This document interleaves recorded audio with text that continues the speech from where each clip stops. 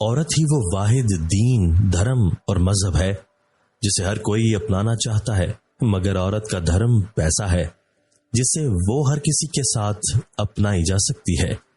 عورت ہاں اور نہ کا ایک نہایت ہی دلچسپ مرکب ہے۔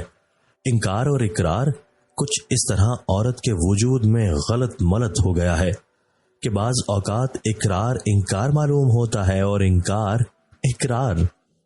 مرد آنکھوں سے محبت کرتا ہے اور عورت کانوں سے محبت کرتی ہے، یعنی مرد خوبصورت عورت سے محبت کرتا ہے اور عورت اس مرد سے جو باتیں دلکش کرتا ہے۔ ادب، تاریخ اور فلسفے کی کتابیں پڑھنے والا انسان کبھی انتہا پسند نہیں ہو سکتا۔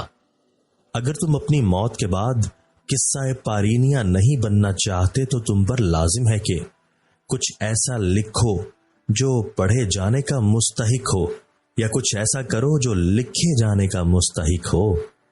کوئی افسانہ یا ادب پارا فحش نہیں ہو سکتا جب تک لکھنے والے کا مقصد ادب نگاری ہے۔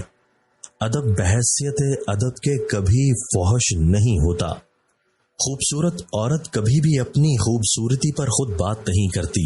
وہ جانتی ہے کہ کہیں کوئی من چلا بیٹھا اس کی مدح سرائی کر رہا ہوگا اور اس کے حسن کے گیت گا رہا ہوگا، کوئی شاعر اس کی محبت میں نظم کہہ رہا ہوگا، یا کوئی ادیب اس کی شان میں خود ہی دیوان لکھ دے گا۔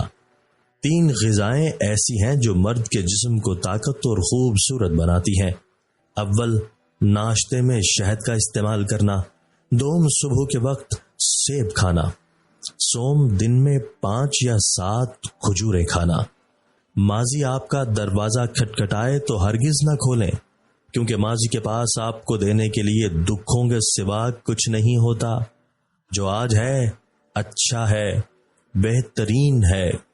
مرد کے کردار کی خوشبو پا کر ہی عورت مرد کی طرف مائل ہوتی ہے اور اس کی محبت میں مبتلا ہوتی ہے۔ کم بخت دنیا والے خوابوں کو آگ میں جھونک کر خوش رہنے کا مشورہ دیتے ہیں،